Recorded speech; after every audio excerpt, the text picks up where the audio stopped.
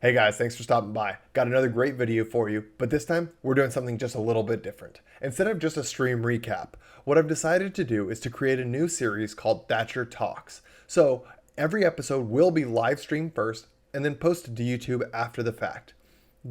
Episodes will be great deep dives into players in the NVA, other personalities in the league, and people across the entire volleyball community. Another great way to grow the sport. If you like what you see here, be sure to comment to share what you want to see in the future and like to support the channel. It means a lot. Enjoy this episode. Well, let's go ahead and get started.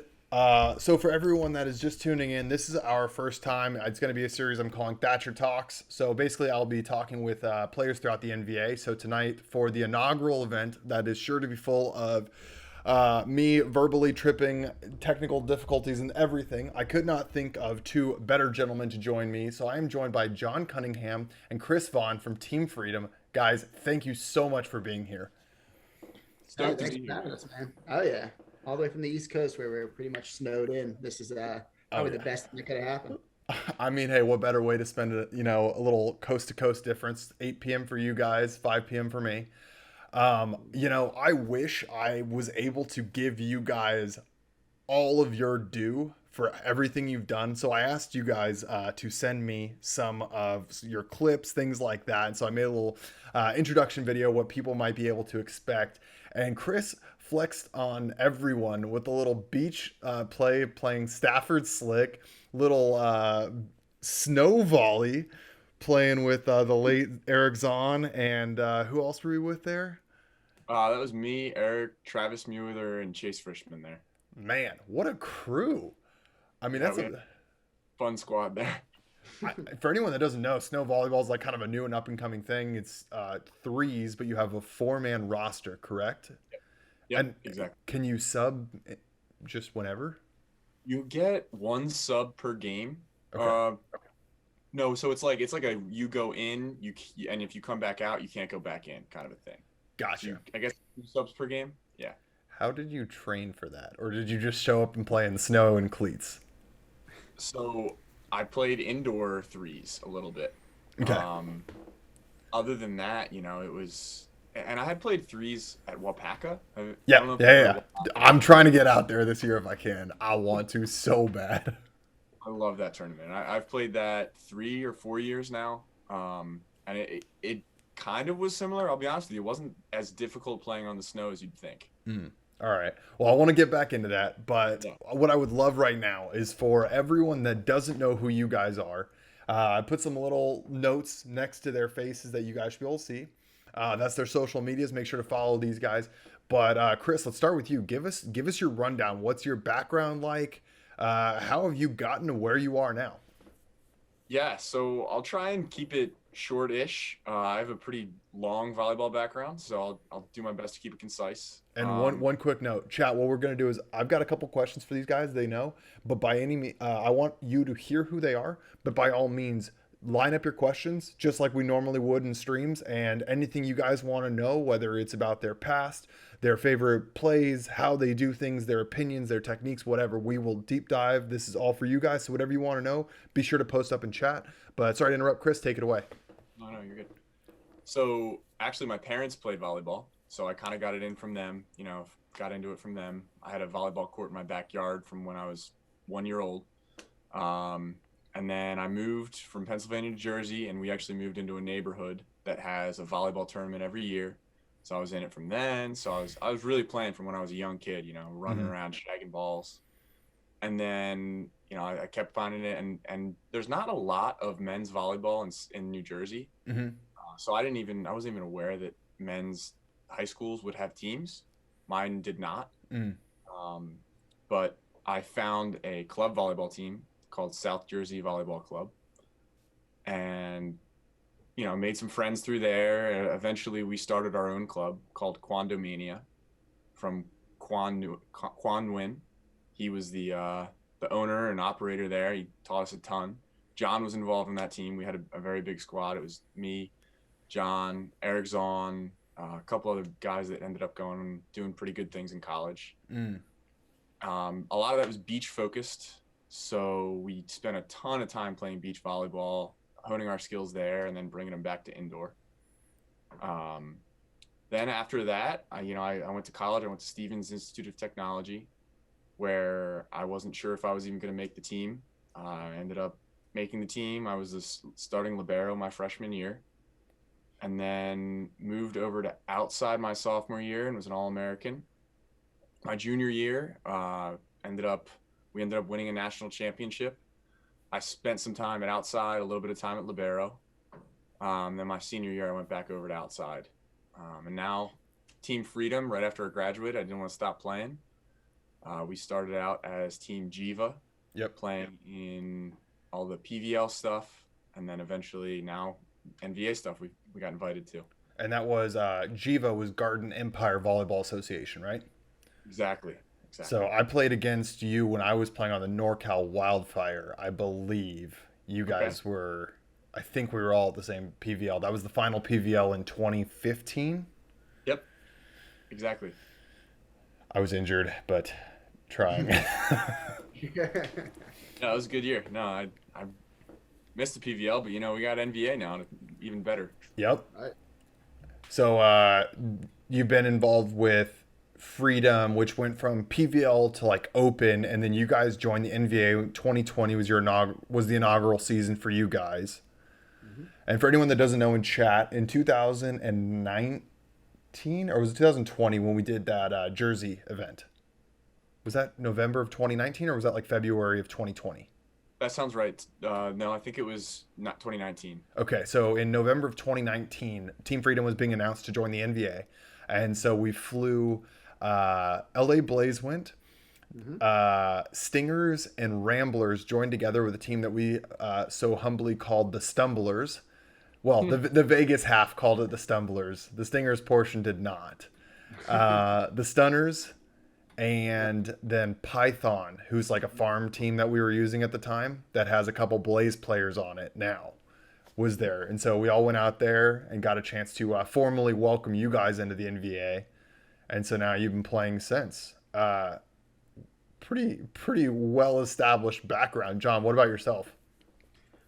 Fairly similar to Chris in our early years. I mean, me and Chris have been playing together for almost over a decade now. Jesus. Yeah. So a lot of chemistry there. Same kind of thing. I started playing when my dad used to play. So like when I started playing with him at like 13, 14 years old. So a little after Chris, I guess. But then we went and, I went to South Jersey, which was, all well and good, but definitely led us to the promised land with Quantumania, where like me, Chris, Eric, a couple other guys like Kyle Pottiger, we all kind of banded together and, made like a pretty good squad. And we ended up making it to the finals of like almost every tournament I think we went to. And that was my senior year. So then I ended up going to Kane, and where I was an outside my freshman year, sophomore year, and junior year. So you guys, I like how you guys have switched. Yeah, man. Yeah, that was always really funny. Like our coach Quan would always be like, "Yeah, like I got everything wrong. You're an outside, you're a libero. Like, what's going on here?"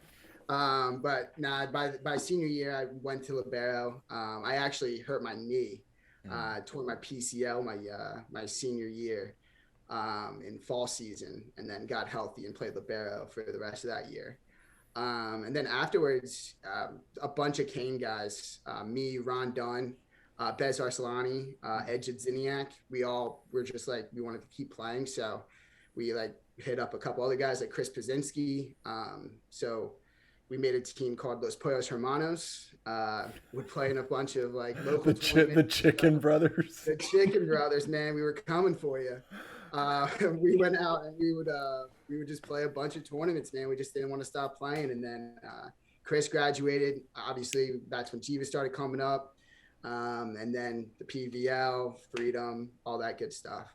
Yeah. So damn, kind of that's the whole story. That's awesome. Real quick, big shout out. I do appreciate the follows from Laura Roberts and Used to Eat Soup. Chris, glad you changed your name down there.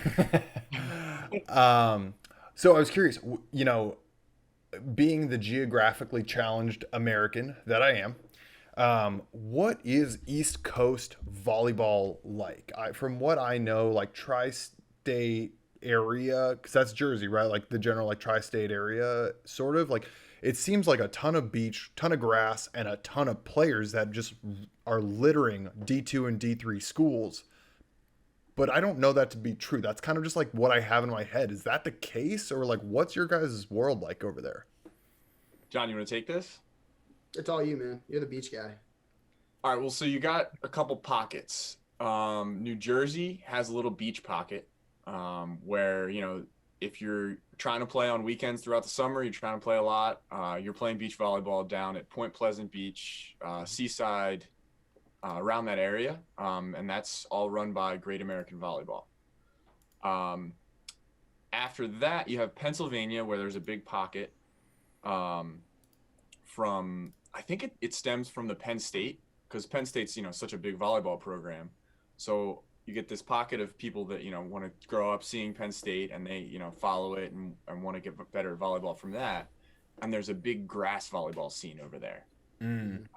Every weekend you can play a grass volleyball tournament, and there's one for at least $2,000 to first place. Wow. And that's all run by East Coast Volleyball, ECV. It's so weird because John Edens, he was like my introduction into East Coast volleyball, and I have to say he has never let me down.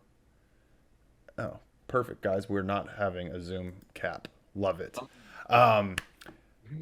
John Edens has never failed to let down what I picture the East Coast player to be. Just the attitude, his wealth of experience, being a well-rounded player. And it's so funny the more I've met like all of you guys. That's just exactly who you guys all seem to be, so similar. And it's nutty to me because it's so different from the West Coast. But when he started talking about Moneyball, I was like, how is this not a thing on the West Coast? Like, you would think with like 9 D1 players, like 9 schools with like D1 programs or whatever we have, you would think that everyone would be fighting to throw money down. And it's like not here. Well, so Moneyball is a little different. That's like North Carolina, South Carolina, maybe gets into Texas sometimes. Okay. But that's like, there's people gambling on the side. Is that what you're referring to? Yeah, but I mean, like in general, he was saying even just tournaments where it's cash prizes, Moneyball, cash prizes, like all of it. Okay. Money being involved in adult tournaments is just like out here. It's like, hey, here's your shirt. Yeah, it always blows my mind. Here it's like, and the tournaments are so much bigger here, like the weekend tournaments. Yeah. We have an average GAV weekend. John and I actually used to set up volleyball tournaments for Great American Volleyball, GAV. And we would set them up every weekend, and I think our average nets would be 35, probably about. What does that mean? Sorry. So we set up 35 volleyball nets. I thought you were saying that's like the cost. You guys set up 35 nets a weekend?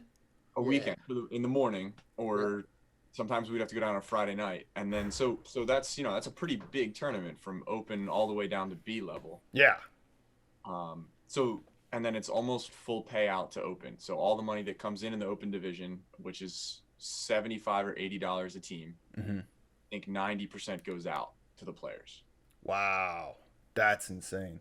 Real quick, Atlas 9-month subscriber. This is 9 months since it all began. Absolutely. Thank you so much for the support. Yes, Rebe, that is a ton of time spent on nets. Did you guys have help? Was it just the two of you? Or was this like at midnight you guys were out there with your car lights on in a field? Well, so it was on the beach, which doesn't make it any easier. Dear God, where did you keep 35 nets? Well, so this was GAV run, right? So we were working for GAV at the time. And the deal was we would get paid for setting up the nets as well as free play.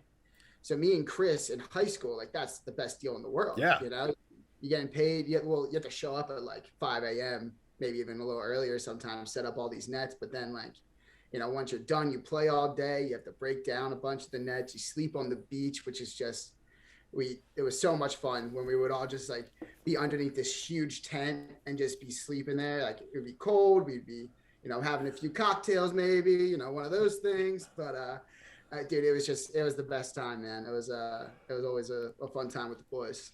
That's crazy. That is just like, I mean, don't get me wrong, CBVA, like California Beach Volleyball Association, is like pretty well established. And even like to youth, like, 14, 15 year olds are playing out there, but the culture didn't ever click to me the way that like Wapaka is just an anomaly. So I've never been. It is like in the last 2 years has become a dream for me to attend. Can one of you guys, Chris, explain to all of our viewers what Wapaka is if they don't know?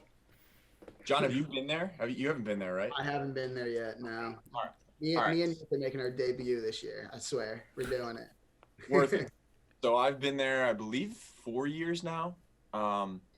Essentially, it's a big grass volleyball event. I don't even want to call it a tournament because it's an event. It is an event. And it starts, I think, on Thursday. The Thursday through Sunday. There is a big cornfield. There's probably 300 to 400 nets on one side of the cornfield on like the street down the middle, and the other side of the cornfield has camping set up. So most of the people are sleeping in the tents across the street and then walking over in the morning to play in a volleyball tournament.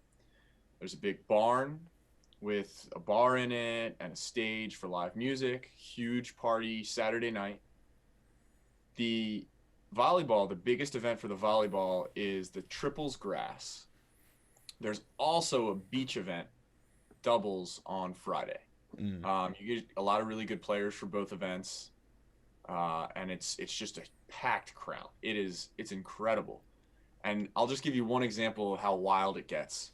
So I'm playing in the semifinal, and I think one of my teammates shanked a ball, and it was kind of off the side of the court, probably 10 feet over, but the crowd gets really big around the courts. Yeah. So we're probably within 10 feet of the court. Yep. And we could have gotten that ball. It was a shanked pass. And a guy from the crowd steps up and slaps the ball down. And I was just like, that's Wapaka. One of my favorite stories, I mentioned John Edens earlier. This guy's just one of the most insane people I've ever met. And I remember he went out one year and he went to a Walmart and bought like $700 worth of camping gear. And Walmart has an insane return policy where it's like they'll take anything. And so they camped in a tent with sleeping bags, with ponchos, with chairs, a Coleman, and they just destroyed the stuff. And at the end of the weekend, before he flew back to Cali, he just returned everything. So, Yeah. I was there for that. that right there was like when I was like, this is something I need to be a part of. Dude, I would love to just try to find a way to join the NVA with that. And just because, I mean, so many of the guys that play are already in the NVA.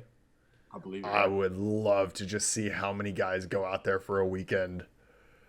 It is a fantastic time. I don't want to miss that tournament if I have a choice. Yeah, hopefully it's still on with COVID in 2021. I don't think it's not going to be based on the culture, but... Well, so last year they actually sued the governor because he tried to shut him down. Really? So I think if anything is going to happen, it's that.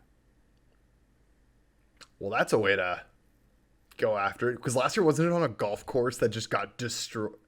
They had the same location. Oh, okay. Because I thought there was like I thought I'd heard something that was like at a golf course. There was talk about that, I think, but no, yeah, it ended up being the same location, just no camping. Oh, okay. You make concessions. Yeah. All right. So now I want to know. I have been blessed to work with and play with and alongside pretty much every West Coast team. What's it like for you guys? Because it seems like Freedom has like 65 different people somehow associated with the umbrella. And like, you guys know Southern Exposure well. You guys were close with Tyrants. Like, can you guys explain what the heck is going on with all of that for myself and everyone that doesn't know in chat? Yeah, sure.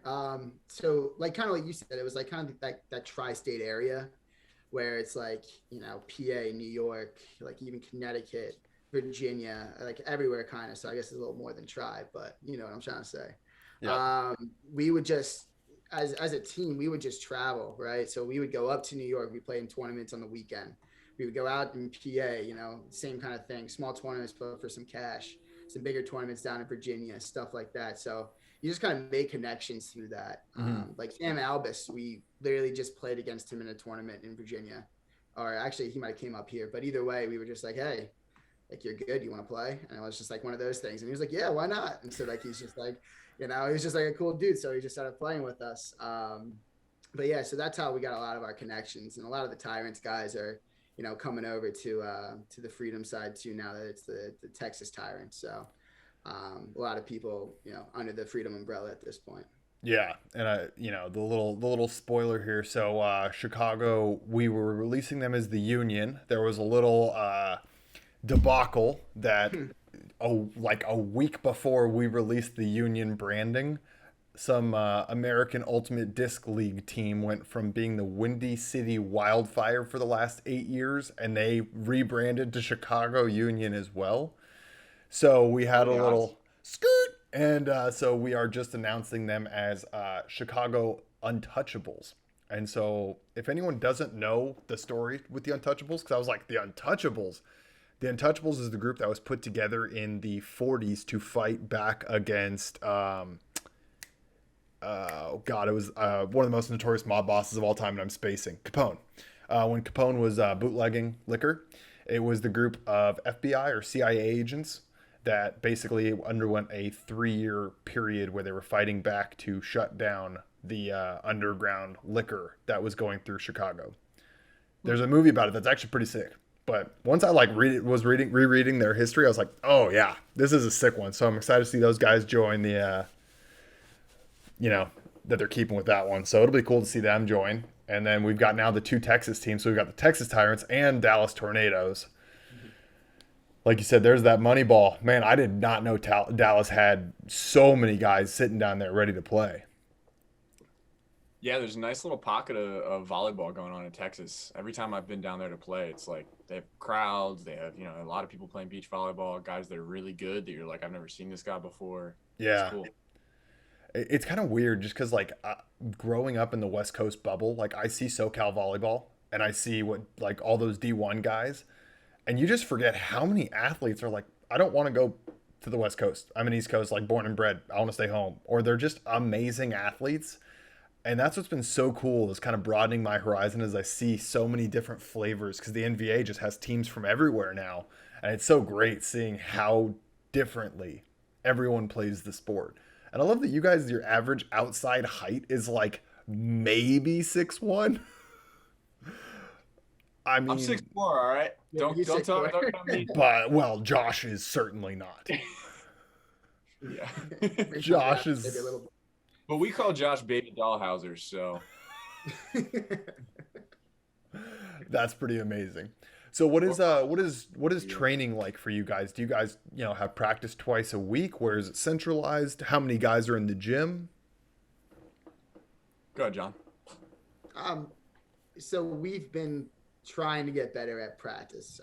We just started we just had our tryout, so we just, you know, started a new group me where we have like a bunch of really talented guys across, you know, PA, New York, New Jersey, be able to come out and practice with us. But for the most part, and I don't know how it is on the West Coast, but we have tournaments almost every weekend, and that's where we get our bulk of the practice. Gotcha. It's just playing together in these tournaments, you know, for a couple bucks, you know, basically gas money. But some really, really, you know, stiff competition in some of these tournaments where, you know, you kind of breeze through playoffs, and then, you know, you got people coming from like the VLA and like from, you know, other, you know, NBA teams coming out and playing against you. So it's never, you know, boring. It's always really tough, you know? So, yeah. Yeah. Good adversity. So that's where we get our practice from. So It's you guys tough. are more matches, not so much like team practice. It's tough for us to get the team practices in because we got guys coming from, you know, South Jersey, middle of Pennsylvania, New York, Virginia, and Boston, and our facility is in North Jersey. So if you're not in North Jersey, I think the closest drive is 2 hours. Ah, okay. Because like our world, for example, so Ramblers has half of our team in Vegas and the other half is SoCal. But the SoCal part, we have like 3 or 4 San Diego guys, so they drive an hour 15, hour and a half midweek, and we practice like 8:30 to 10:30. So those guys are not home before midnight on like Wednesdays, and then you got to go, work in 7 hours. And then Blaze, since they're the LA team, they're mostly like Long Beach to like Hermosa, that like the beach cities. And then OC Stunners is kind of like everywhere in between. And then Matadors, it's like those 4 teams are more or less like on top of each other. And then it all just spreads out from there. We've been getting better at getting together as teams as a team for practicing. But yeah, we've done a pretty good job over the years of getting a lot of tournaments in, getting us prepared. And then we all kind of do stuff on our own. I'm practicing beach or doubles or just getting out on the court as much as I can. John's coming around. We got a lot of people that are finding a way to touch the volleyball on their own. And where are you guys in relation to the facility? So I'm in Philadelphia, which is about 2 hours south. Okay. And John's a little closer. Yeah, I'm in Old Bridge, which is about like an hour away. Gotcha. So you guys are about an hour apart from each other right now, 45 minutes to an hour? Mm-hmm. Yep. Assuming that there's not snow everywhere, which I assume makes that a very different story. Yeah. Which there is right now. It's probably snowing out right now, actually. Yeah. Yeah, I think we're already over like a foot and maybe a half by now. And I think they're supposed to get like 2 or 3 more throughout the night, something crazy like that.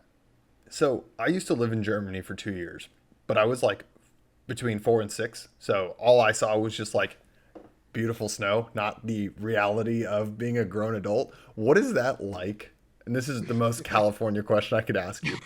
It really is. It's really stupid. I know it is. I'm just curious. Sorry, stream. You guys are gonna just see me learn things, but No, it's like honestly, in during COVID times, it's nothing. Oh, true, because you're already working from home. Yeah, I'm working from home, so I don't have to leave unless I like really have to leave. And the only difficulty is taking my car out and then driving safely when it's slippery. Mm. And do you guys just like leave? Can you leave your chains on? Chains. No chains over here. I'm guessing you're referring to like putting chains on tires. Yeah, Cali. It's like if you're going to Big Bear to like snowboard, it's like, do you have chains? Really?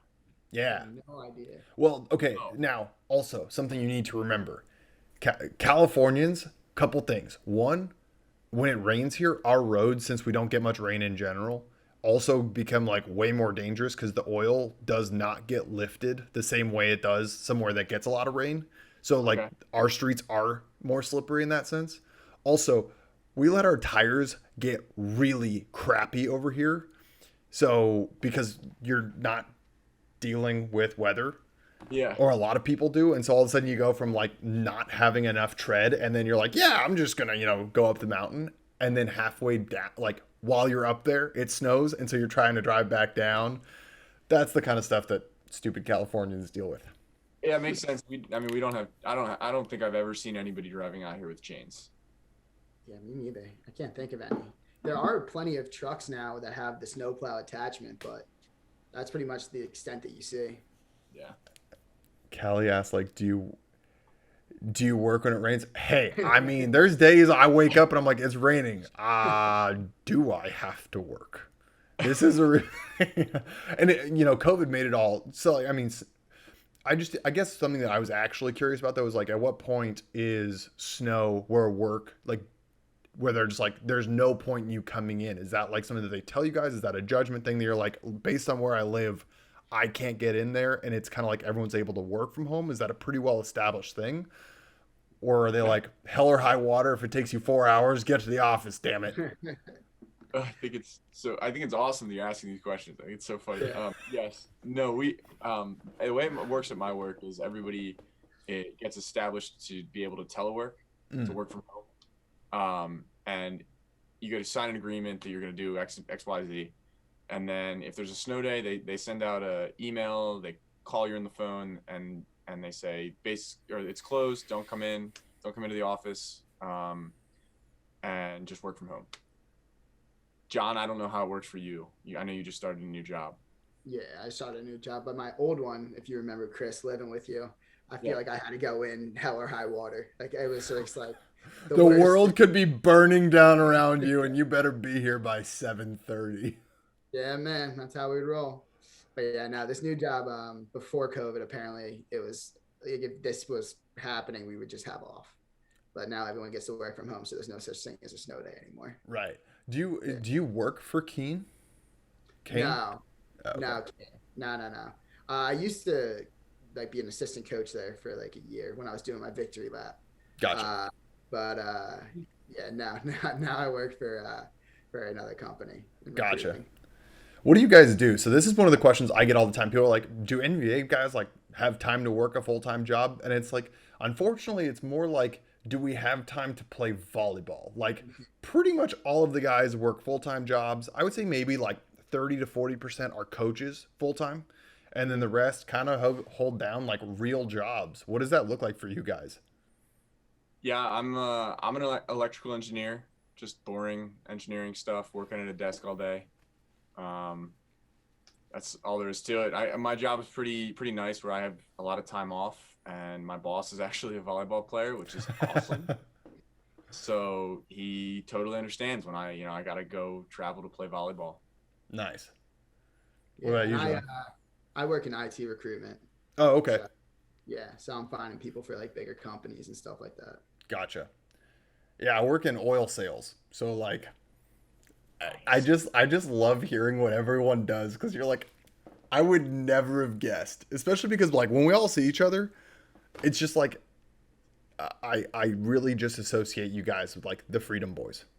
Yeah. You know, like maybe they coach, maybe they play, but like I don't think of like Chris Vaughan, the electrical engineer. That's not like that's I never don't what think we talk about. that's anybody's mind. Right, but it's just great because so many guys, and I love showing this side of the league because so many people always are like, "How is the league not up and running?" Blah blah blah. It's like, guys, the NFL took like 20 years where people were like accountants all day, and then it Yeah. finally got to a place that they could like full time train. Like this does not happen overnight. We're in season 4, like, Mhm.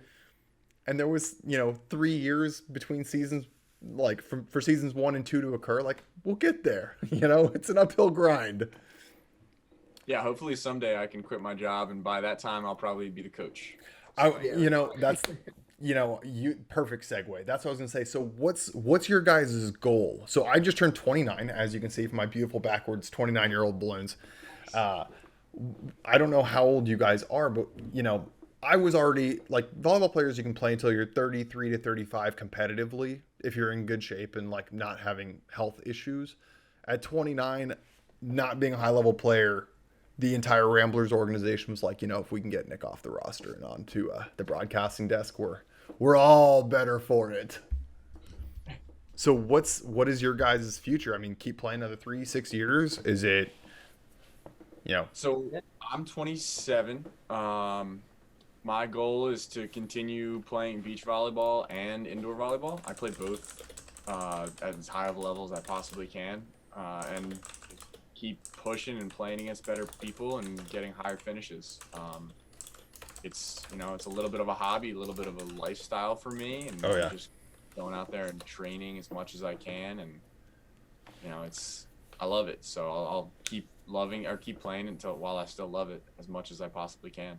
And before I hear John, so I want to dive a little bit deeper. You sent me some of that footage on like the AVP and the snow side. So how does that work? Because you were wearing USA for that snow. So is that like there's open qualifiers that basically they say on this date show up for this, and then whoever shows up competes, and the winner represents the US, or how does that work? So the snow was definitely a different animal compared to the beach. Okay. Snow was um so basically our good friend Eric Zahn, Mhm. John and I, we grew up with him, but he was in the USA gym Mhm. and in the beach program and all that. So they had sent out an email to all the beach players like, "Hey, is anybody interested in going and representing the US on this snow team?" And they did it kind of last minute, and they didn't get a whole lot of responses, and they said basically you have to go and stay in Europe for 2 weeks. You know, you got to leave your family, and a lot of those guys are older and have a family, and Sure. it's tough for them to do. So Eric was like, "Hey, like I think I can put a team together. It's gonna be really good. Let me put a team together for you guys." And he grabbed me, Travis Mewither, and Chase Frischman. Yeah. So no tryout. I just kind of had a conversation with Sean Scott on the phone, and he was like, "Yeah, you're good to go. Let's do this." Yeah, I got really lucky on that. Eric really hooked it up. I mean, that's the crazy thing. That is men's volleyball. Like, Yeah. right place, right time, have a good attitude, showcase you can play a bit, and like you're gonna get some phone calls that you're like, how much am I willing to set down everything on my plate to answer that? My one regret is I've still never been to the Manhattan Beach 6-man, which is like the West Coast equivalent to like everything else. And I got a phone call after getting like blasted at work. I was getting yelled at, worst day. And I didn't finish a report. So I had to go finish it the next day.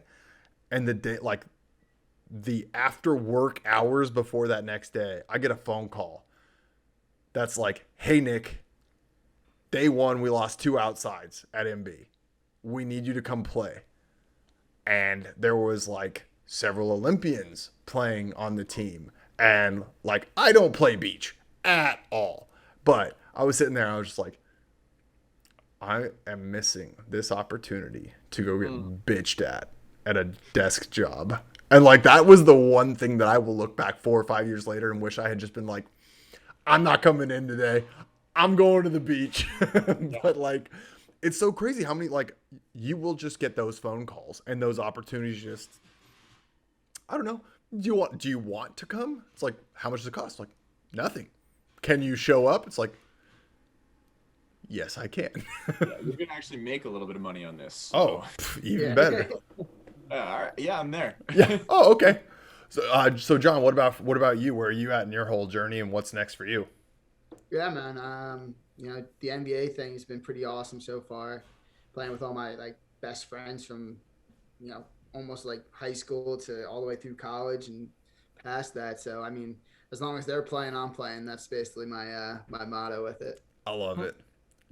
I think my goal is going to be like starting up the retirement league, so that as we all like phase out of being in shape, we have our like, you know, the old guys version, like the you know, the Friday night like entertainment match, the exhibition match, Over at nationals. Love watching these games every once in a while.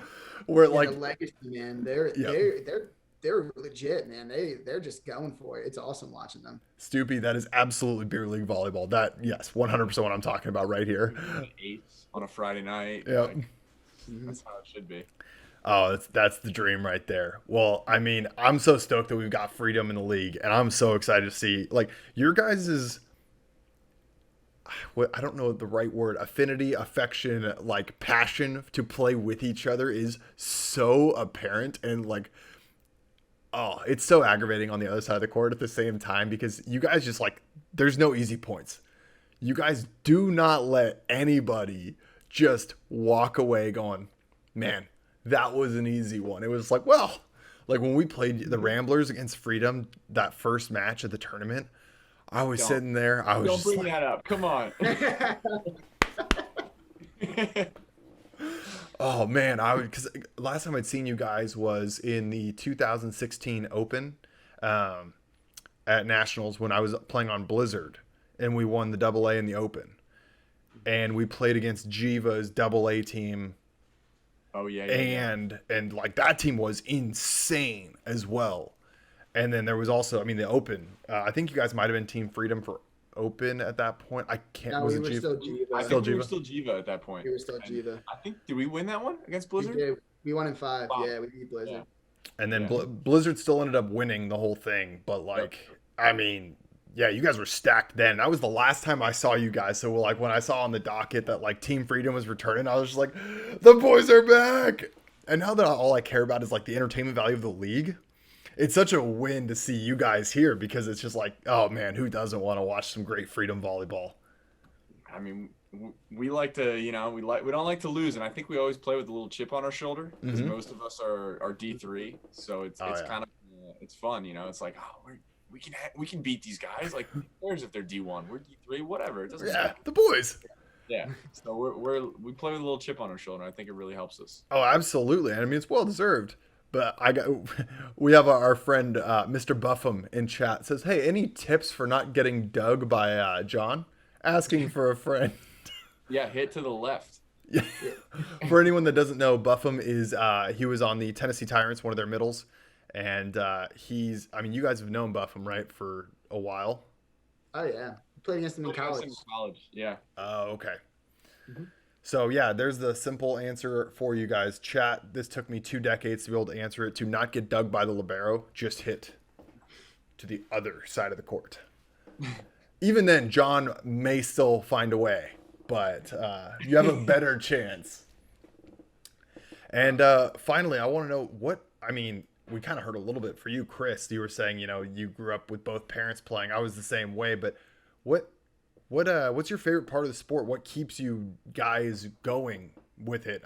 John, let's start with you. I'm just curious, how it seems like you guys have had some pretty inspiring coaches, teammates, and things like that throughout your time, but what keeps you guys so dialed in and ready to, play more?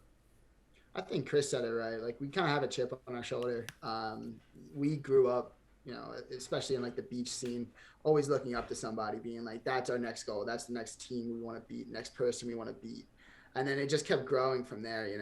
In college, it was like, oh, Springfield's running the D3 scene. We got to beat them. And then after college, it's like, oh, like all these guys are coming from overseas. They're all D1 guys. We got to beat them. And, just being able to play with the boys and everything kind of kept us going. And that was kind of like the biggest thing, is just being able to just keep moving forward. And, because we've been pretty successful doing that, and just that succession, it just drives more and more determination to be the best, to, keep it moving. So that's kind of, my driving factor, at least. Makes sense. What about yourself, Chris? So it's what drives us to keep playing? Is that what you said? What drives you? What's your favorite part of the sport? What keeps you involved? All of that. Yeah. Yeah. I mean, honestly, I think I just love the people. It seems like the people in volleyball are like no other. It's just, I don't know what it is. It's like a common theme with people that play volleyball are cool. Yes. And I want to hang out with them. It's awesome. I've met so many awesome people and best friends throughout my whole life, just, through the sport, traveling around the country, grabbing some beers with the boys. Yep. It's like no other. I played all the sports growing up. I played everything. And as soon as I played volleyball, I was like, everyone's cool. Yes. That is one thing for any young viewers. My strongest piece of advice, that I can be a very loud personality. I am really glad I didn't have to learn this the hard way. And never have, at least I haven't yet had blowback, really. Word travels fast. It's a very small community. So just be good to people, because like, you never know when your ego, your bad attitude as a player, like, removes opportunities from you, whether you hear about it or not. Like you said, it is such an insanely small world. And the older you get, like, it's so weird that whether I know you guys personally or not, I can't get down the road of like not having 15 mutual connections. And I like the older we got. Testicles, testicles, that's great. Thanks for the follow. Got him. Yep. First time for everything got me. Yeah. I was like, test the goal. Nope, that says testicles.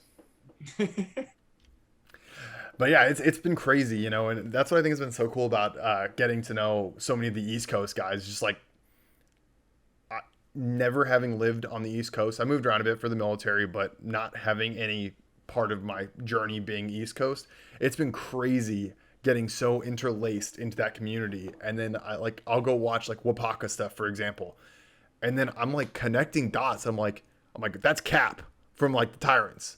And then you like see all these different players, and I'll see some of the AVP like West Coast guys that go out there and play the event, and like, okay, yeah, I know them, like, that's fine.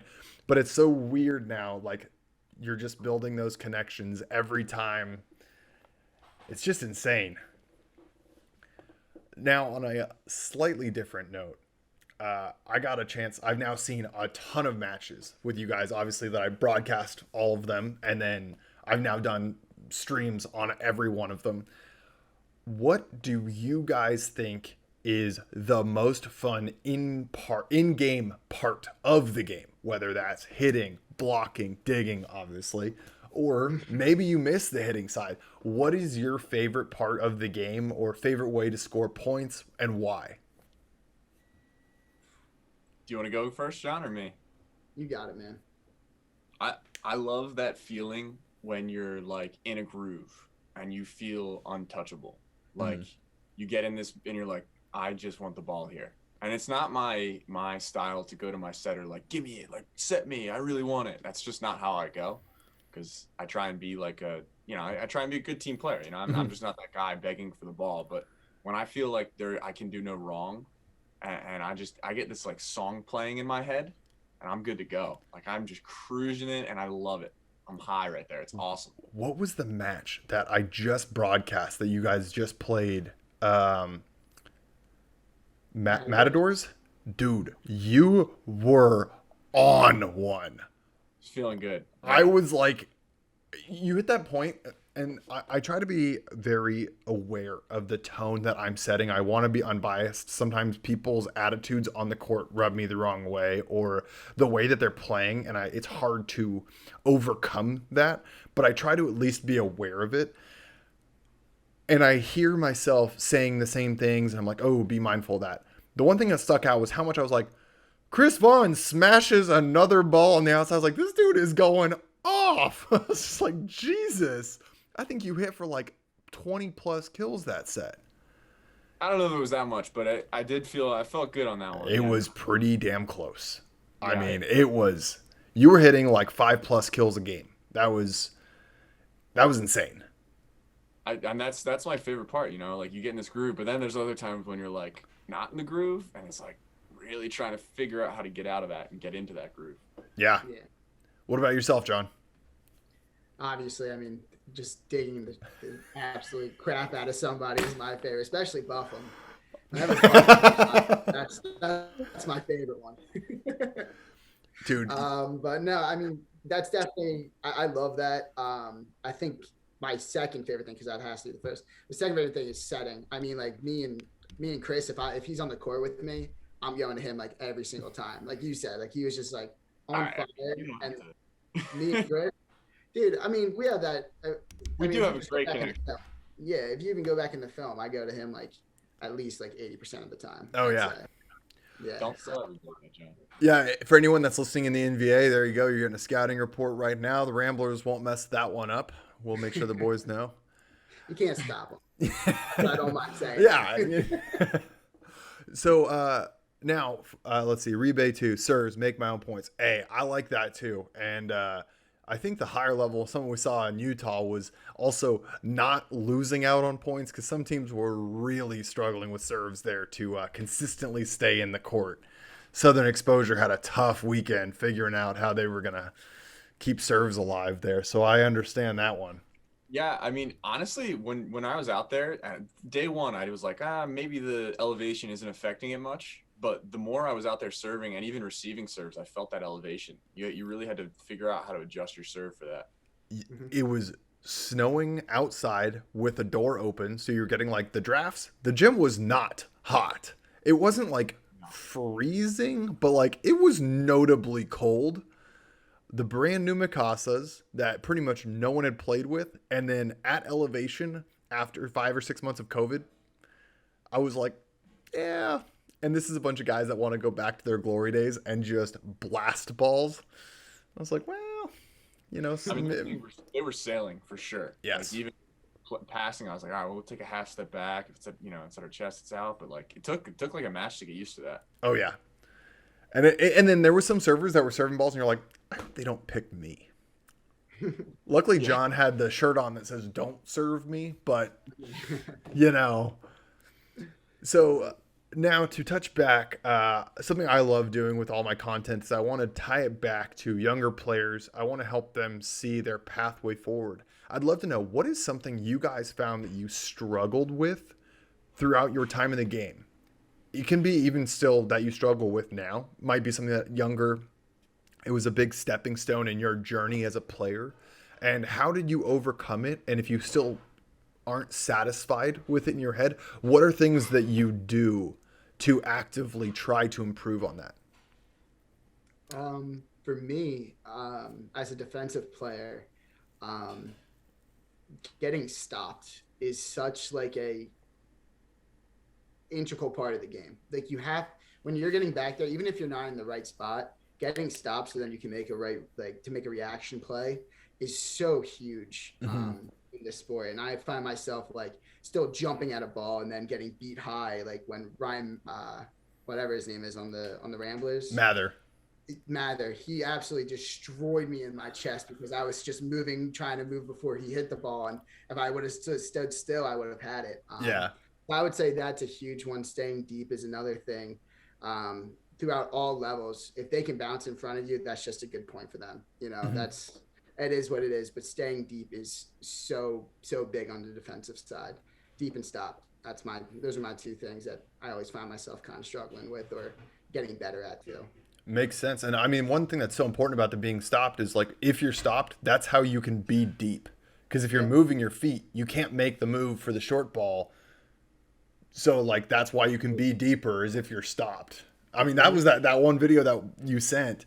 I mean, you were flying for that tip in the left front, but you were stopped. That left scoop. Just, It was awesome. Yeah. I mean, that was insane. But you were doing that all weekend long. And I loved when you guys were on the side of the court that was closest to the window. So, because that put you on the side closest to the broadcast. So when you were making the plays running towards it, I would just get to see like the face first of John Cunningham, like hauling ass. It's like, oh, here comes another one.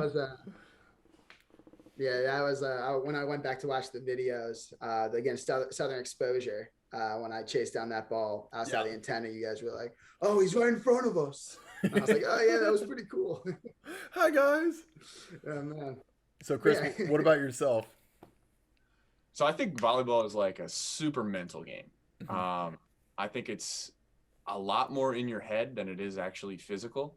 And, you know, it's a lot of training leading up to it and making sure you're prepared. But I think it's a lot of mental, a mental side of the sport. So something I always struggle with was like, I'm playing against a team and, you know, this team is better than us. You know, you can say that like this team is supposed to be better than us.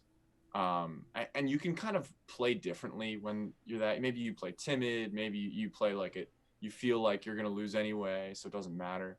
So learning how to get over that was awesome for me, you know. And what I did was, pardon my language, but I would say fuck them, you know. Like I don't care who these people are. Fuck them. Like these guys suck. Yeah. Like look at and you know, you maybe if you're playing doubles or playing sixes and your teammates are thinking, whether they say it or not, they're thinking, hey, we're ranked lower, we're supposed to be, you know, we might lose to this team, you know, it's okay, but fuck these guys. Yeah. I don't care about them. Who the hell are they? I don't care about what they've done in the past. Volleyball is volleyball. They're gonna make mistakes. We're gonna make mistakes. We're gonna fuck them. Fuck. Who cares? Just lay it on them. Exactly. I don't care if you guys play D1. I play D3. I'm gonna go out there and get a bunch of kills against you. I played college club, so Yeah. Patrick Starr, PK, thank you so much for the follow. Appreciate it. Thanks for the S10. Thanks for the S10. What is that? I saw that. What does that mean? Yeah. It's a term of endearment, or it's a hello, it's a goodbye. Yeah. Is that like an East Coast thing? I've never heard this. It's an East Coast. Probably got a little bit of West Coast in there. So you like texted to someone like S10? You can say it when you're leaving somebody. It's a good, you know, hey John, great seeing you, man. S10. Yeah, great interview today, Nick. S10. How we going? Yeah. I consider me learned. You guys saw me find out about snow and S10 today. That's a productive Monday. I'll text you about it after. And Don Run, the legend himself. Appreciate the follow, sir. Glad you're able to stop by. What was that? Yeah. All right, gentlemen, I am being beckoned. I have a 30-second timeout. I'll be right back. Entertain the stream, chat about whatever you'd like. I'll be right back. Deal. John, tell me your craziest comeback story in a volleyball game.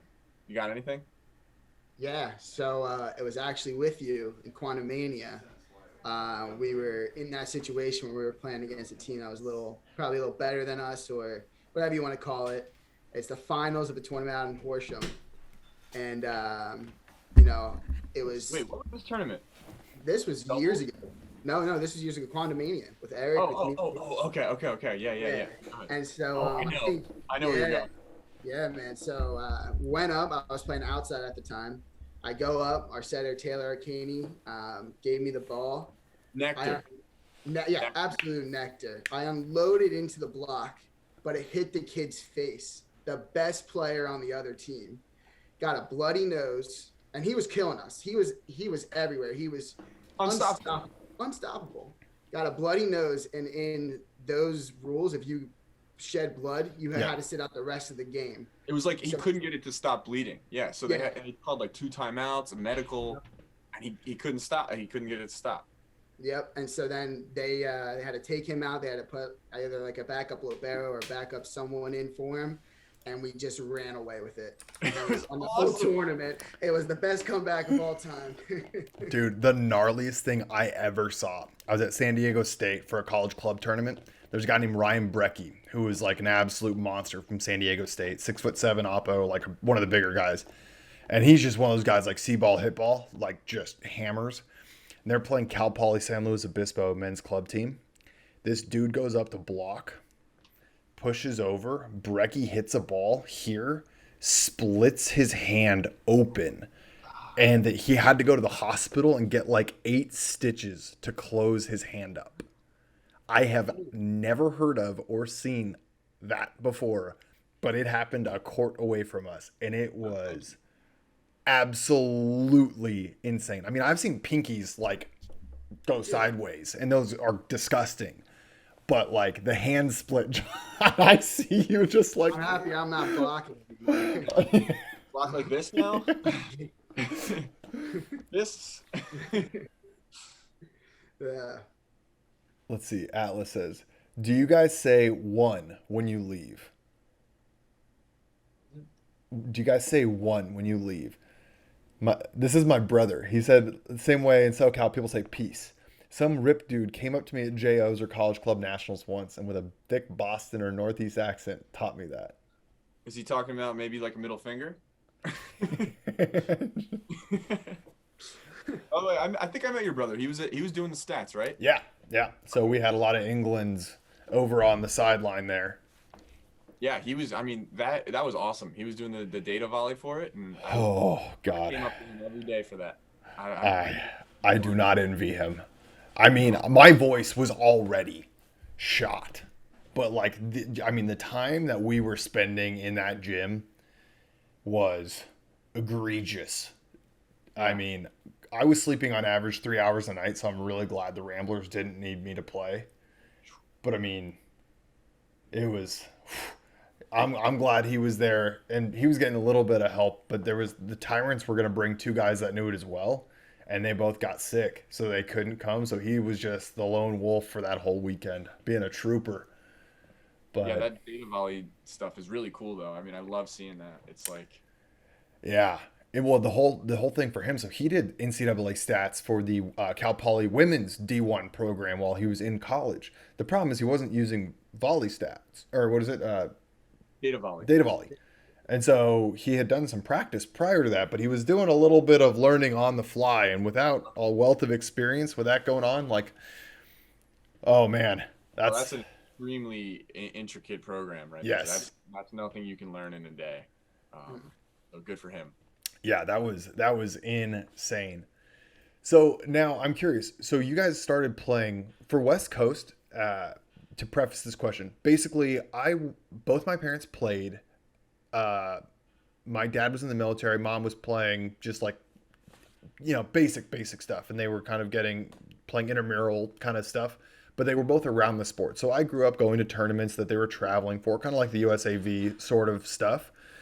And so I was then involved with some like week-long camps over summers here and there, but there was not really opportunities until I was 14 in 8th grade. I started formally playing, and that's like where my career began.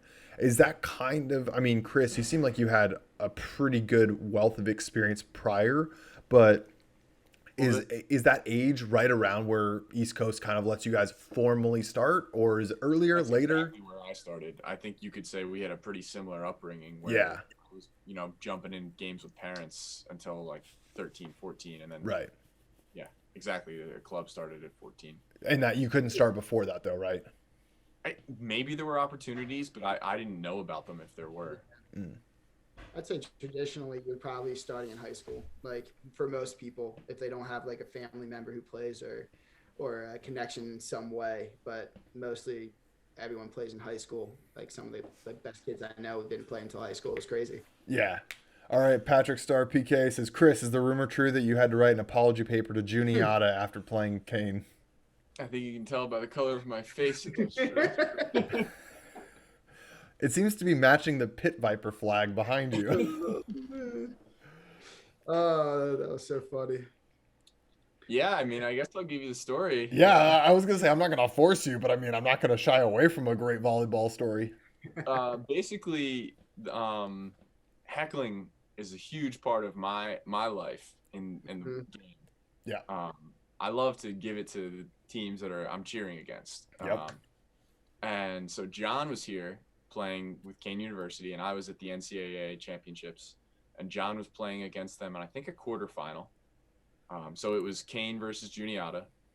You got John, Ron Dunn, a bunch of other people on the team, Ed Jedziniak, Yeah. Kyle Farley, a lot of people. Yeah. They're all on that team. They're my boys. So, I got to cheer for them. So I'm yelling at Juniata. I wasn't saying anything nice. But I was not expecting you to say the word nice there. Yeah. Like I wasn't saying anything saying- like super mean. But it wasn't terribly mean. I think I said Juniata sucks very loudly. And repeatedly. Yeah. And get back the next week and had to write an apology letter to their athletic director. But how does that Yeah, work? this Is that was- like on behalf your school? Because like, so where were you at the time? You were at Stevens, right? I was at Stevens, and I guess the athletic director complained to our coach, and our coach sat me down and was not happy with me. He's like, why did you get caught? No, it was more like you're an idiot. And I don't know who Patrick Star is, but He knows who you are. so is that him? Is that you, Pat? Well, welcome to my life. You're reading names. You're like, I have a guess, but everyone knows. You guys get to see me when you're in chat. I'm like, I have no idea. Yeah. Oh, that's amazing. Well, so now so I assume you guys are both sticking with Team Freedom for the upcoming season. Are there any big changes? We're starting to wrap this up. So chat, if you guys have questions, anything we can ask these guys. I say anything, but within reason, anything. Anything. Look at me. But so Yeah. what's anything that people can look forward to? Change ups on the Team Freedom side? You guys getting some new blood in there? You guys gonna be just kind of keeping the same squad? What can we expect? Can we say that? Like, You guys can say as much or as little as you want. It is how your team handles releases is up to you guys. So, for example, what I would say with the Ramblers, we did not have tryouts because we are not having a roster turnover. Gian Grosso obviously runs the Texas Tyrants now. I have since stopped playing, so we might be looking for another outside. But there's a big name that's on the list that's likely playing with us. Other than that, we grabbed one new guy, so we'll be announcing formally him later. But that's why we didn't have tryouts. So you're going to see the Ramblers return at 90% the same fashion. yeah, we're gonna be similar, but I think we might be getting a very big opposite, and that's Love that. And is Zebra overseas? Or like, so Zebra couldn't make it to the last event. He is trying to go overseas right now. Gotcha. But he he should be with us next season if he can make the events. So for anyone that doesn't know in chat, the way the NBA has lined up our season is from April to July, which is pretty much the off season for international. There's a little overlap at the front and back end maybe, but in general, I would say most of those NBA teams had 3 to 4 players that are international players that were not at Utah that will be starters or seeing a lot of court time. So NBA level play is only going to, continue climbing. So definitely excited for that. And for anyone that doesn't know, Zebra, who I was just asking about, if you consume social media volleyball at all, I guarantee you've seen Zebra. He's a middle playing for Freedom that has some of those bounces where he's got like his pits over the net and he's just throttling like 6-foot line bounces. And Ron's setting him one-handed. John's overpass, yeah. If that one is maybe the most popular volleyball video I've ever seen. Like, yes. Yeah. Where he's running that like push one floating. Like it's kind of like crazy to watch. But again, like volleyball's not that impressive until you like slow it down sometimes. And then you see that like his nipples are over the net and you're like, he's over probably over 4 feet up. Or like right around there. And you're just like, that's insane. He's got a whip too, so yeah, we're excited to have him back. He's a fun guy that like when you just see, I mean, Seifert and Modesto were playing great, but just that's the hard part. Since we run kind of a tournament format, like you've got so many best of fives, you cannot play the same squad the whole time and expect for people to be performing at top level. Really, exactly. Like too many matches. Liberos are nice because you don't have to jump, but you gotta do a lot of roster management. It's kind of fun, Absolutely. I'm curious, what was is that call made by Justin exclusively for you guys? Do you guys have that discussion as a team? How did you guys handle that? Our coach is actually Carlo Edra. Okay. He couldn't make the trip out to Utah because of COVID.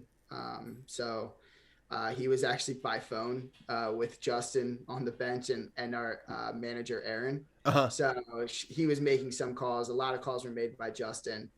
So they kind of tag team that one. But usually it's Carlo who will make the end call. But he'll come over to us for, what do you guys think?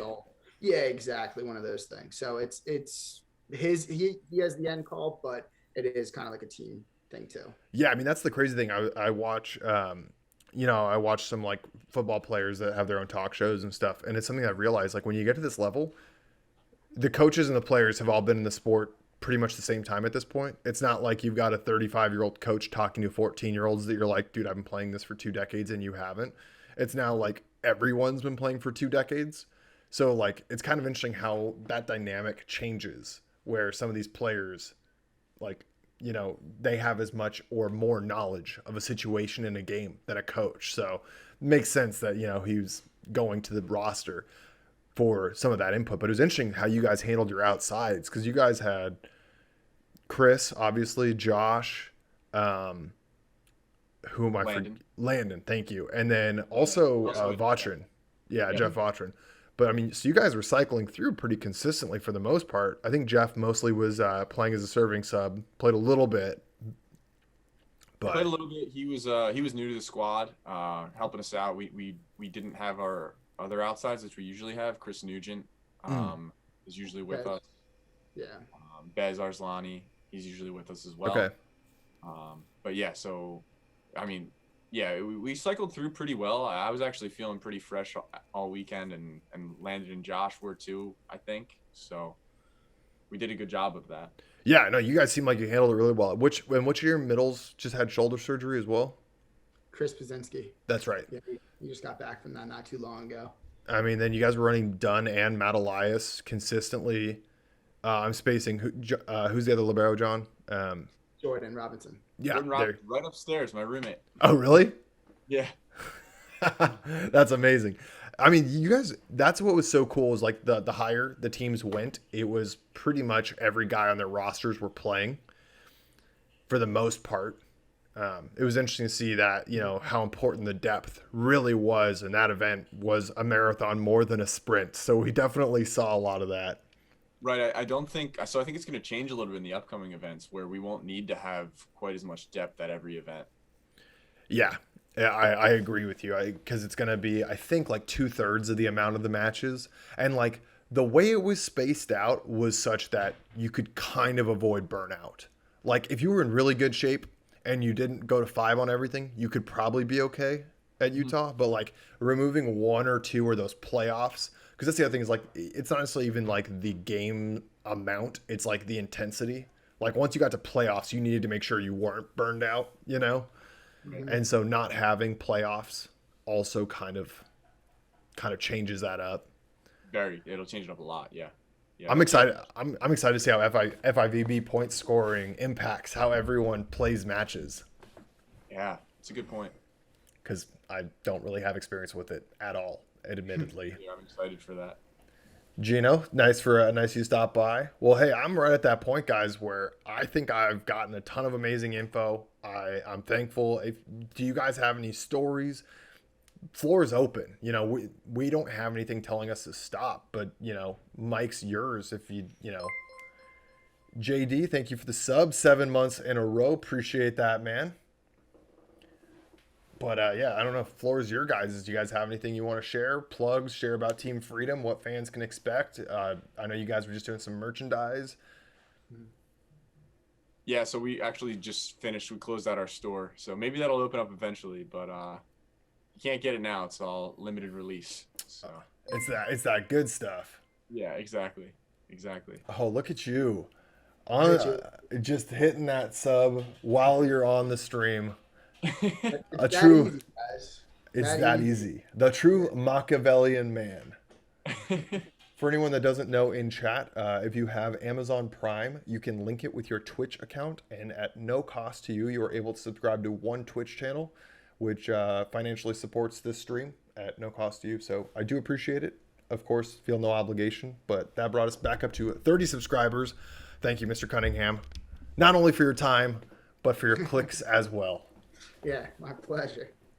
I mean, me and Chris, we've just been playing for so long. There's so many stories. I don't even know. We could talk forever. That's the thing. Yeah. It's crazy how that happens. I'm curious, what stood out for you guys in your college experiences that like you're gonna look back on and either wish you could have changed or look back on and said like this gave me the experience that I was proud of as an NCAA athlete. Because I mean, as an NCAA athlete, you really commit to the sport. I mean, it is a huge time commitment. So I'm curious, what kind of sticks out in your mind now that you're 8 years ish removed that you're still like fond of or not so fond of? So as Kane, we made it to the Elite Eight 4 years, all 4 of my years of college, Oh wow. to the NCAA tournament. I never made it past the first round. So that is something that will just haunt me. Every time I see that participation trophy, I talk to Ron and Ed all the time about it. It just haunts us that we have 4 of those little medallions and nothing to Nothing call to, for. nothing to show for it. Yeah, show for it. That's tough. Fortunately, I was a little luckier than John. We happened to win my junior year, and that was a pretty awesome experience. Yeah, we won the national championship. What's the I structure? What's the structure, if that? you don't mind me asking? So it's D1 and 2 are lumped together because there's only like 14 D2 schools or whatever. It's like even smaller than D1. So they're all together. So D2 technically could win in that same championship. Not that I think they really ever would. But then D3 is its own, right? Exactly. So D3 is its own.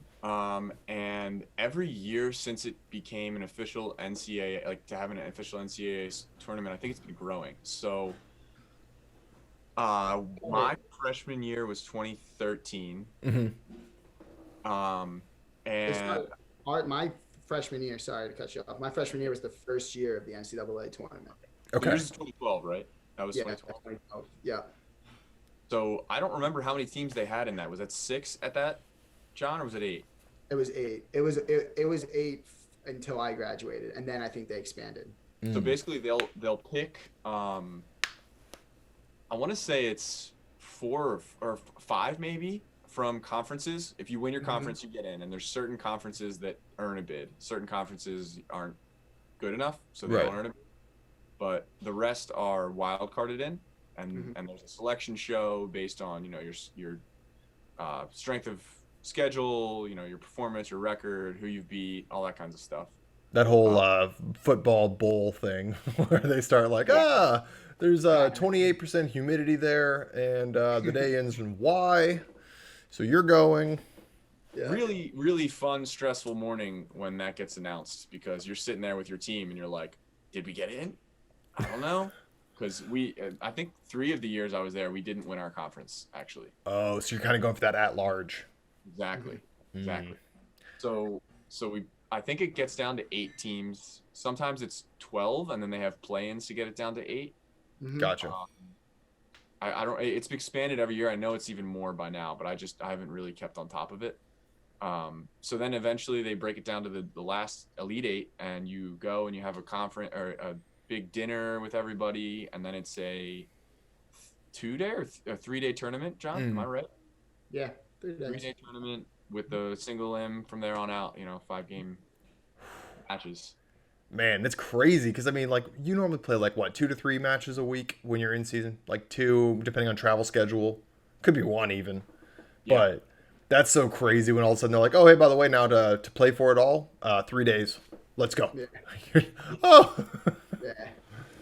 a little bit of that was cool. It was like, getting everybody there. It's a big event. They give you dinner. Your family's there. Everybody's up in hotels. They bring out some of the All-Americans too, and do like a little presentation for them. That's sick. I was gonna go to UCSD and then I fractured my spine, and they were like, yeah, that's not gonna happen. So I thought I was actually done playing when I was 18, and then I started playing college club. My D1 experience was I played for the UCI women's team for a year. Nice. My single greatest asterisk is I was a D1 athlete on the women's team. I had a similar experience in high school. I helped coach the high school team at my high school because while you were in high school. Yeah, while I was in high school, and I'm sitting on the bench one time, and the ref called me out, and he's like, "Boyfriends can't be on the bench." Well, I'll make sure if there are any, I'll tell them that. Exactly. It was really funny. Our high school, I went to Mount Carmel in San Diego, which is like a pretty small school. And but our high school coach was Patsy Malta, who was the first ref in volleyball inducted into the Reffing Hall of Fame. And she was notorious at being at the top, men's events, top 4 finals, up ref, down ref. She was the ref. And being in SoCal, she would just, if she needed to, take a day off or drive up to UCLA from San Diego for a night and come back or whatever. And it was just her side gig. And it was so funny because you watch some of these high school refs, they'll call a ball and then they look at her and she's just like, I'm not going to upstage you, but that was wrong. And they're just like, shit. And and we got to the point on our team, you didn't argue calls, because she was like, you just had to look at her and she would tell you yes, that was the correct call, or yes, you're correct in arguing that call, but nothing's going to change. So just shut up and I'll tell you what the answer was. And we're all like, okay. But it was so funny because high school refs, some of the high school refs are NCAA. People don't understand that sometimes they're bitching at refs that I'm like, that's one of the best refs in the nation, right? That guy goes and does top D1 matches. He just happens to live near you. Yeah. So he's coaching or reffing your high school league. Some people don't know that. And then at the same time, you get some refs that are a dad or a mom that want to help out. So I appreciate them doing that. It helps grow the support. We wouldn't be there without them, but it's so funny, the looks that they would get. They're just like, oh God, this is awkward. All right, guys. Oh, what's that? Reminded me of one thing that I do want to. Yes. You hated when I stared through the net after I blocked Belvin. Mm-hmm. You remember that in the yeah, because he was going off. Yeah. You hated it. So all right, so I want to talk this over with you real quick. Okay, real quick to set the stage. So I had a lot to say because Charles Belvin was 11 for 12 at this point in the match, he was hitting well over 800 and doing everything in his power to drag LA Blaze by himself single-handedly through this and was just going off. Chris blocked the ever-loving crap out of him on one of the swings and was staring at him through the net. I was on the broadcast like, dude, he's been going wherever, whenever he wants the entire match. And I was not afraid to say that to about Chris on the broadcast. So now that's my side mixed in with what happened. Lay it on me. So I do that. That's my thing. Oh, I for stare sure. down through the net when I block people.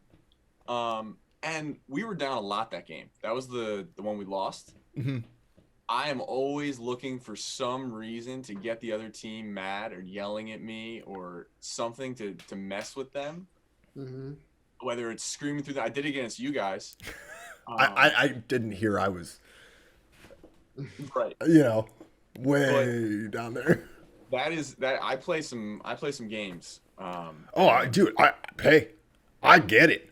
I totally get it. I talk.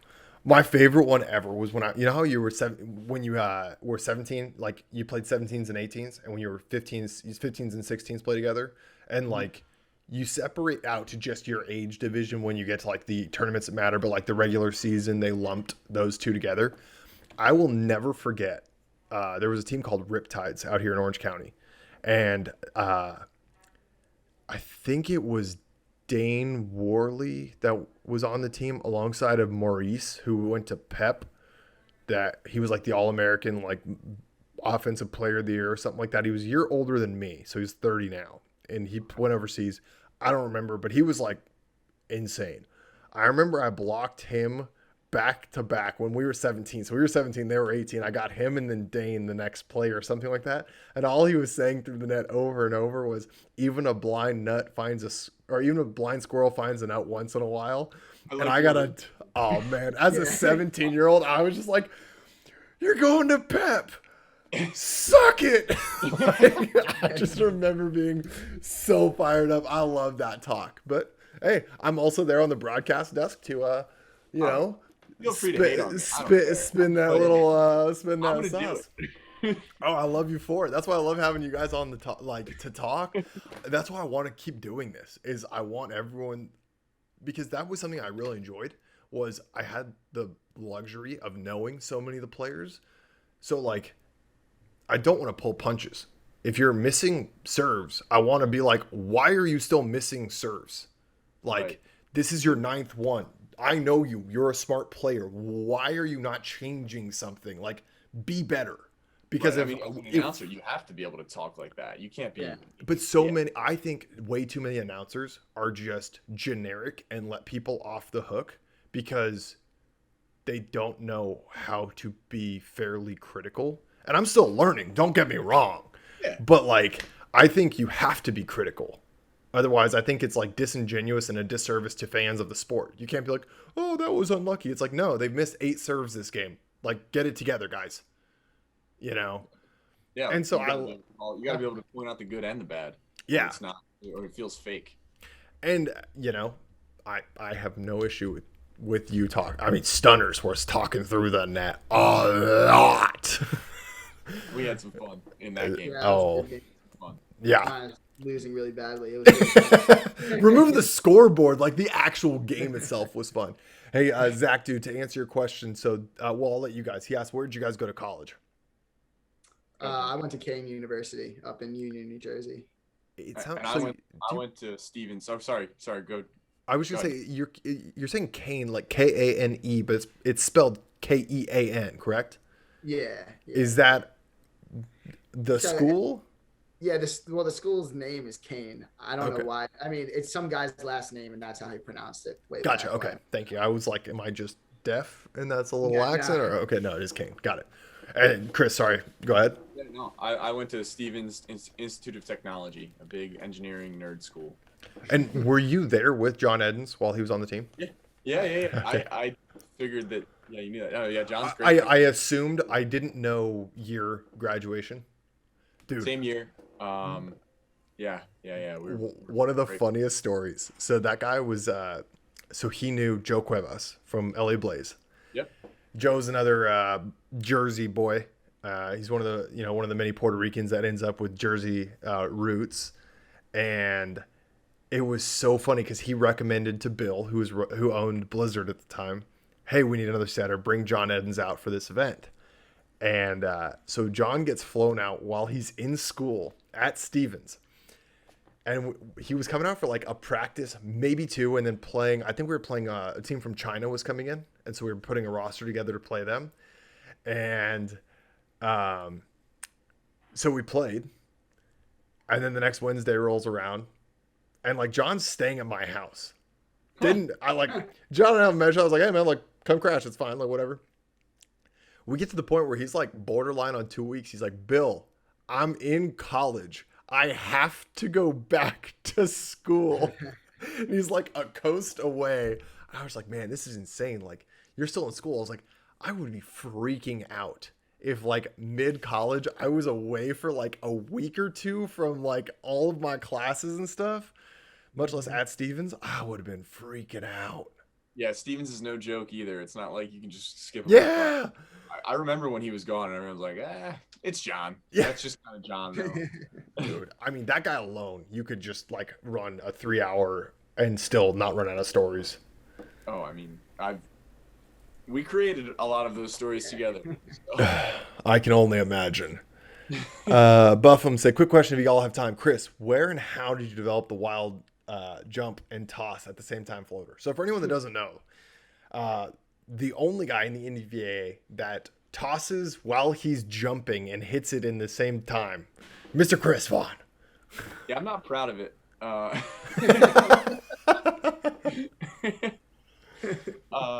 I picked it up one day at beach practice. I just it was weird because I was trying to develop a float. I had been mostly jump serve at that time. This was probably like 2 years ago. Mm-hmm. I just figured I would do a little bit of a jump because I was running up to block 2.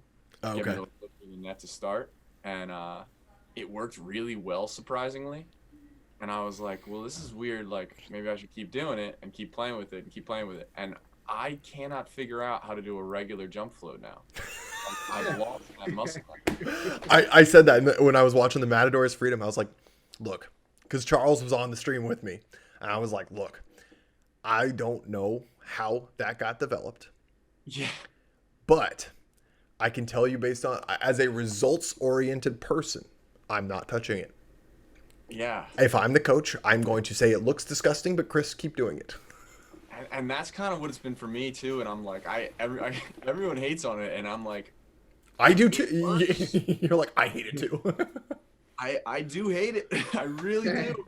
And I do jump serve sometimes, but I've been doing a lot of float this past year and a half, 2 years, and it gets people out of system.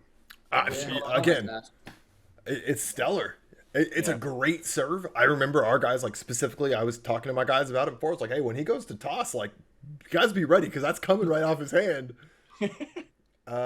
Ling, hey, how's it going? Childish Gino, we got the Gino Gamboa from Ramblers out here. Do college volleyball clubs have more of a competitive or chill atmosphere? Simple answer, and Ling provided that. It's where you go. So at UC Irvine, we had 8 or 9 guys, and we had to practice between 8 to 10 or 10 to midnight. But when we went to go play, it was all, we were playing to win. We were second in the nation my senior year. We were on a 22 game win streak, I think. We hadn't lost for like 3 months going into the finals, the national finals. And we were playing Oshkosh from Wisconsin, who mollywopped us, but they equally took this serious. But to get to that level, you had to qualify for, just like in youth junior Olympics. So we had to qualify to be a top 32 team. I think you had to qualify. Maybe you didn't. I don't know. I think it was top 32 qualified for open, or you could just elect to play club. I don't actually remember now that I'm saying it, but like everyone that was playing open, they were there to play. However, there was much more of an off switch since everyone was like drinking age or around people that were drinking age. It was like you went as hard as you could until you lost on the volleyball court and then continued going as hard as you could off the volleyball court. But I mean, pretty much everyone that top teams are surrounded by, they're taking it very serious. I got to play club one year actually. Oh, what a treat. I was lucky because so Stevens has a club team and a varsity team. And so a lot of guys go for 5 years because it's an engineering program. Right. And I went for 5, and my 5th year I got to play on the club team. It was a blast. Oh yeah. It is very much like, it's much more of a party, quote unquote, but like it just depends at what level. It's a lot more of like a thin premier level, and if you get the top 10 or 15 teams, there's NCAA athletes on every team. Like, no doubt, or guys that could have. So you can't like get to that level and be slacking for sure. But at the same time, I mean, the cool thing about college club nationals was that everyone just liked the sport, and like you guys said, the community is what makes volleyball my favorite thing. Chris, that's what you're kind of touching on. Absolutely. As people got knocked out, they basically leave, go home, shower, get wasted, and then come back. When we were playing Oshkosh, so anyone that doesn't know, Oshkosh is a school in Wisconsin that they recruit college club players because they don't have an NCAA program. The crowd chanted "F-U Oshkosh" for the better part of 2 hours as they proceeded to kick the shit out of us. The stadium was so loud. In serve receive, John Karumpus, who was Taylor Sanders' beach partner, played on him like their club team growing up. They went to BYU together, and then John transferred to UCI and then quit the team. John was next to me, and we were talking in serve receive. I could not hear him. It was one of the loud. I've been to NCAA, USC, at the Galen Center, USC, UCI. This was louder, and maybe it's because it's also a smaller area. But it was like 3,000 wasted college students packing grandstands. It was something else. So I've been to that event, and I actually think that is the biggest volleyball event in maybe the world. Because I've been to a lot of volleyball events, and I don't think there's anything that compares. I really don't. It's insane. Like, it's weird for a group of degenerative college students how they're able to care. Like, once you get to the quarterfinals or even like the round or two before quarters, pretty much every important match, all these drunk college students that really don't have any more reason to care are stacking courts, like 15 people deep on chairs, standing on other bleachers, watching down. It was like, damn, like people care. And my year, they actually rented a stadium. Like, it was the stadium that one of the NBA teams played in. And really, I think it was almost full. It was crazy. It's insane. Yeah. And that's who we've got to find for the NBA. We've got to get that drunk body and like be like, oh, you know what? That's what we should do.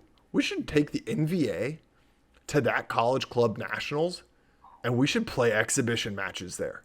That would be incredible. That would be. That would. All right, chat. You saw it here first. I came up with that idea live on stream. That would actually be insane. When you talk about like getting people to that are going to be fans. I think that's the best idea I've heard yet. Because, you know, we used to do the NBA partnered with like the youth tournaments, and that's great and all. But like, you want to get some high level footage for recording? Oh my gosh. And then the players will go out and party after. That's what I'm saying. Sounds like a win-win for everyone. Yeah. Good thing I can make decisions like that. Maybe it's a bad thing, actually. I don't know. 2021's our year. I think it's a great idea, but I don't own the league. Well, I don't either, but I can drop a little knowledge. Bill, we should go. Yeah. Oh, we should just make up our own. Have you guys seen Accepted? Yeah, the South University. Yeah, South Harmon yeah, Institute of yeah. Technology. We should make up our own Northern Vegas. I don't know, NVA.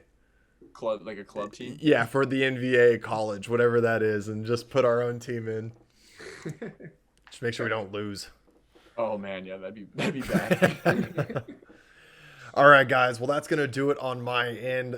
Like I said, final thing, plug your guys' self. Where can they follow you, find out more about you guys? We'll wrap it up. Yield.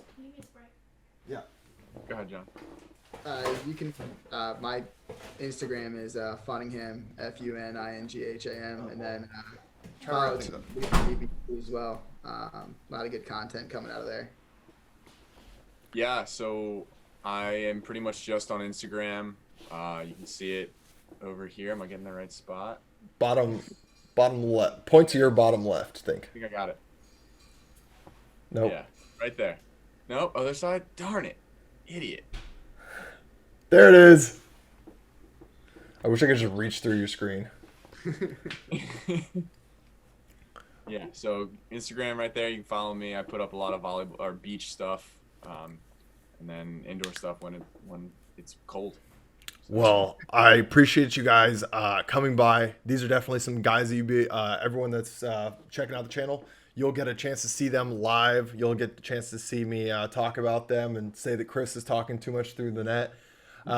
I do want to thank everyone that has tuned in tonight. This was a total experiment. Thank you, both of you, for simultaneously reaching out to me 2 weeks ago, being like, hey, man, we're in. Let's do it.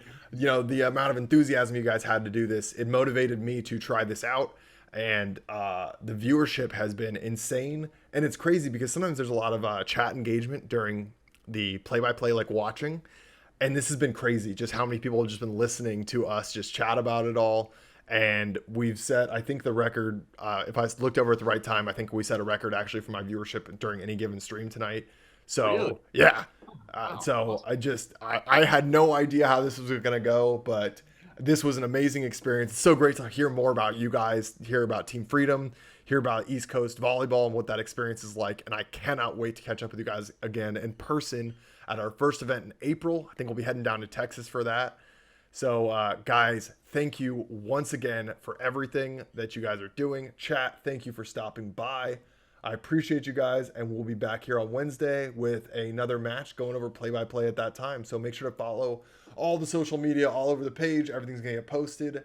And I recently started my YouTube channel, so there are match recaps going up after every one of these streams. So we'll get a nice recap. Actually, I'm probably just going to repost this one in its entirety, just for anyone that wants to listen in. But gentlemen, I cannot thank you enough. Thank you for your time. I know it's late on the East Coast, but thank you for everything. Be safe in all that treacherous snow. And thank you guys once again. Hey, thanks, man. S10. S10. S10. S10, chat.